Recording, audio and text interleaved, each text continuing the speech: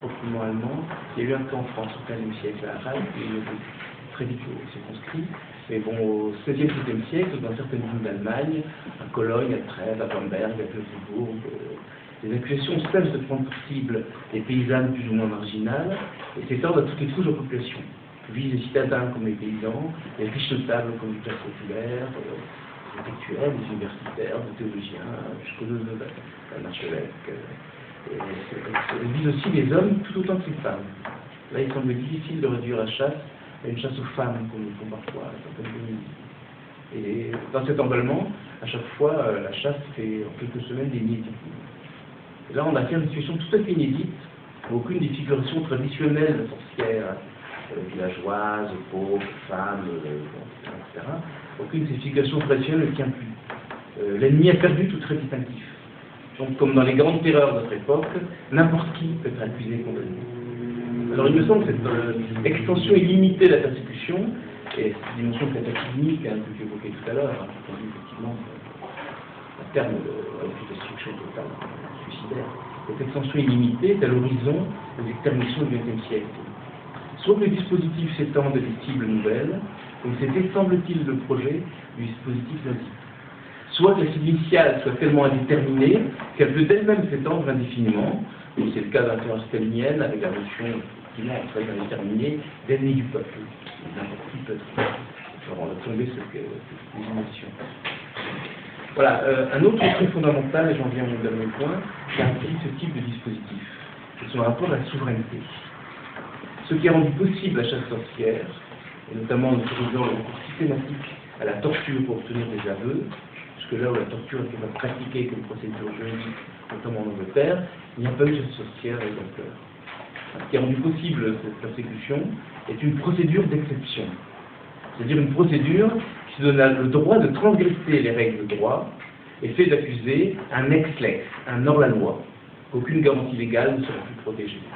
Par exemple, ça peut être très important, en l'occurrence, les garanties légales qui existaient depuis le XIIIe siècle, interdisant de torturer au-delà d'une certaine durée, de répéter trop souvent les preuves de la question, permettant à l'accusé de se défendre, etc., d'avoir un avocat, exigeant qu'il y ait plusieurs témoins oculaires avant de soumettre quelqu'un à la question. Tout ceci était balayé par la procédure d'exception de sorcière, avec les conséquences que ça implique.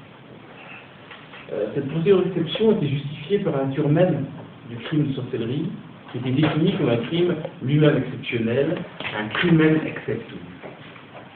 Crime d'exception. Apporté à cette catégorie depuis l'époque romaine, certains crimes sexuels, et ceux qui s'en prennent à la majestas divine ou humaine, les crimes dits de lèse-majesté.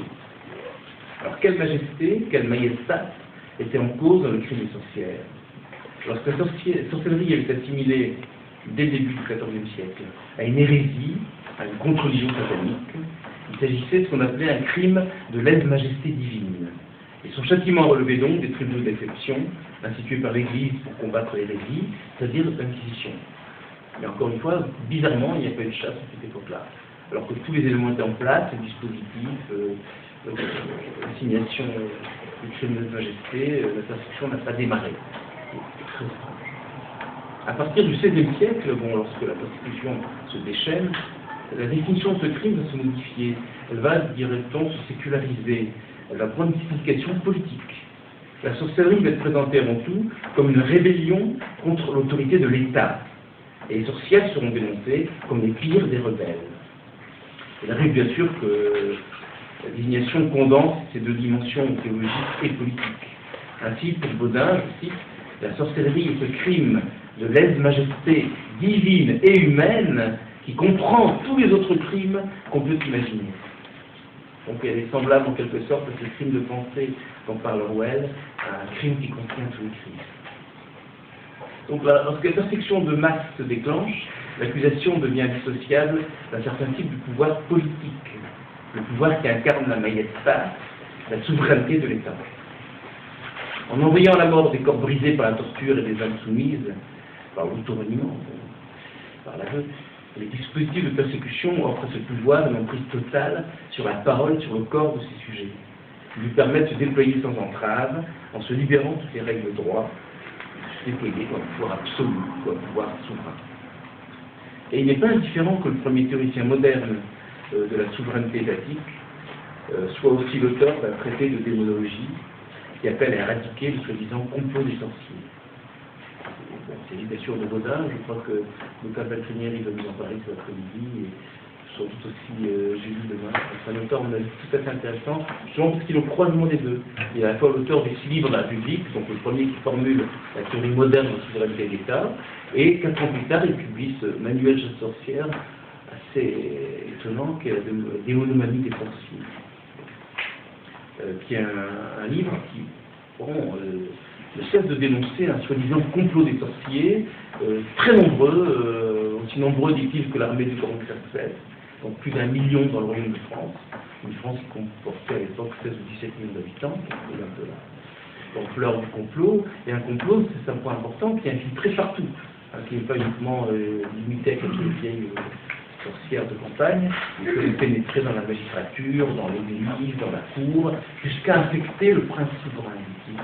Et il dit même dans la préface que de très nombreux rois, empereurs et papes qui auraient fait partie de ce complot. Donc là, on est à la limite des protocoles d'exclusion et ça pose des questions très très intéressantes. Je n'ai pas le temps de développer ici sur ce que voulait faire exactement Baudin, dans quel calcul politique il inscrivait à cette époque-là précisément une dénonciation hallucinée d'un complot universel. Bon, il me semble que cette question de complot ressurgit de siècle en siècle, depuis longtemps. Toutes les fois que la souveraineté semble menacée. Et que c'est cette accusation, et non pas par exemple le racisme d'État, qui sous-tend essentiellement les dispositifs de persécution et d'extermination. Pour qu'il y ait persécution de masse, il faut donc que la souveraineté soit en jeu. Au sens où l'entend aussi un auteur que Foucault ne cite quasiment jamais, une fois je crois un manuscrit qui est Karl Schmitt, qui définit la souveraineté aussi par le pouvoir de désigner l'ennemi. C'est-à-dire une démarcation entre l'ami et l'ennemi, c'est-à-dire aussi entre ceux qui sont destinés à rester en vie et ceux qu'on doit combattre ou anéantir jusqu'à la mort, et qui décident donc du même coup des cas d'exception, où cette prérogative de donner la mort puisse s'exercer. La persécution met en jeu la souveraineté. Alors il se peut certes que les autres types de dispositifs, notamment ces appareils de discipline qu'il faut aussi bien analyser, engagent une autre relation au pouvoir. Il se peut qu'on doive, si on veut les décrire, se détourner du foyer central de la souveraineté, s'enfoncer dans les profondeurs du tissu social, là où se forment les réseaux à mailles fines des micro-pouvoirs disciplinaires. Mais je tiens qu'un dispositif de persécution se constitue à chaque fois dans un certain rapport à la souveraineté. Donc l'analyse de tels dispositifs ne pourra plus se limiter à une microphysique horizontale des rapports de pouvoir, elle devra prendre aussi en compte la dimension verticale de la souveraineté politique, qui, me semble-t-il, était le plus souvent éludée par Foucault. Alors je ne veux pas dire que le pouvoir central soit toujours à l'origine des mouvements de persécution. Il peut surgir à la périphérie, de différentes façons, venir d'en bas. Mais ces mouvements, me semble-t-il, restent toujours sporadiques, diffus, pour que ces lynchages, pour que ces pogroms, plus ou moins spontanés, s'organisent et perdurent, pour qu'ils s'agencent comme un véritable dispositif, en élaborant des stratégies à long terme et des discours de savoir qui justifient. Pour que la persécution s'amplifie, pour qu'elle prenne la forme d'une terreur généralisée, il faut que le pouvoir souverain s'implique dans le dispositif. Il confirme la cible que celui-ci s'est donnée, ou lui désigne une autre cible, qui le soutienne activement en instaurant des procédures d'exception qui l'autorisent à se déployer sans limite. Je sens que c'est un arrière-plan du cas japonais qui à un moment donné, la rumeur vient d'en bas, mais à un moment donné, les grands médias et le gouvernement impérial relayent la rumeur, la justifient, l'amplifient et lui donnent une sorte de blanc-seing souverain. Bon, que faut-il en conclure? Faut-il en conclure, à mon avis, ce serait une erreur, faut-il en conclure que la souveraineté conduit forcément à la terreur? Que le pouvoir souverain se fonde toujours, comme l'assure Agamben, sur un tas d'exceptions, en désignant à chaque fois un nombre sacre, une vie nue exposée à l'extermination. Pas de souveraineté absolue sans ennemi absolu. Bon, je pense qu'il faut nuancer sans doute rejeter cette hypothèse. Et là encore, je reviens à l'obsession des sorcières. C'est l'un des représentants les plus éminents de l'absolutisme, le roi Soleil, Louis XIV, qui met un terme à la chasse sorcière en France en décriminalisant la sorcellerie par un édit royal de 1782. Et ce exemple va être suivi dans les décennies suivantes par la plupart des despotes éclairés européens, comme Marie-Thérèse d'Autriche ou Frédéric de Prusse. Donc c'est l'État, sa forme souveraine, la plus massive et la plus écrasante, hein, qui met un terme à cette persécution. Donc on croit que l'exercice de la souveraineté politique implique forcément le recours à la persécution, à la terreur. Ce n'est pas la souveraineté comme telle qui en appelle à la persécution, c'est la souveraineté menacée, c'est la souveraineté en crise. Je pense qu'Alain posera la même chose tout à l'heure, en des termes un peu différents. C'est la souveraineté en crise qui s'efforce ainsi de se relégitimer. C'est par exemple celle de l'Église au commencement de la chasse sorcière, c'est celle du Royaume de France à l'époque des guerres de religion, c'est celle de l'Allemagne lors de la guerre de 30 ans, et à nouveau de l'Allemagne issue de la Première Guerre mondiale. Alors comment expliquer cependant, et là je conclue, que ces dispositifs de persécution constituent à chaque fois une même figure de l'ennemi absolu, celle de la conspiration, de la secte secrète qui dans l'ombre travaille à superficie de leur établi. Il me semble, c'est une hypothèse que je propose, il me semble que ce chaîne du complot est indissociable de la souveraineté et de la crise de la souveraineté.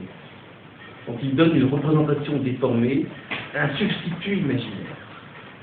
En période de crise, lorsque les anciennes figurations du corps politique tendent à se défaire, lorsque l'exercice du pouvoir se trouve remis en question, il peut sembler que le pouvoir légal se réduise à une simple apparence, à une sorte de simulacre inconsistant qui dissimule la réalité du véritable pouvoir. Par exemple, sans dramatiser, lorsqu'un chef d'État prétend afficher sa normalité et paraît tout à fait incapable d'imposer son autorité. Je crois un cas de figure, mais ça ne dit pas forcément que la terreur soit à nos portes. Mais certains fantasmes peuvent être activés à l'occasion. Pourquoi ça? Parce que la représentation monarchique et souveraine, d'un souverain tout-puissant au-dessus des lois, un rex ex lex, persiste, me semble-t-il, dans la société moderne. Mais elle persiste, et ça c'est tout ce que Foucault n'a pas du tout examiné, je crois, elle persiste sous la forme fantasmatique de la conspiration, donc d'un maître tout-puissant mais caché, qui tire les ficelles dans les coulisses et manipule les masses. Et du coup, si cette hypothèse est exacte, donc ça confirmera ce que j'avançais tout à l'heure, ça je conclue vraiment, il y a persécution, il y a extermination lorsque la souveraineté est en jeu.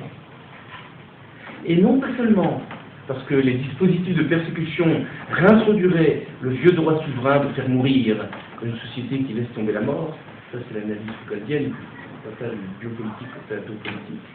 Mais j'ajouterais aussi parce que c'est une représentation fantasmatique de la souveraineté absolue qui se réinvestit de manière déformée dans le schème de la conspiration, et que c'est ce schème, et non pas le paradigme biopolitique, qui motive les persécutions, qui les sous-tend et qui les justifie.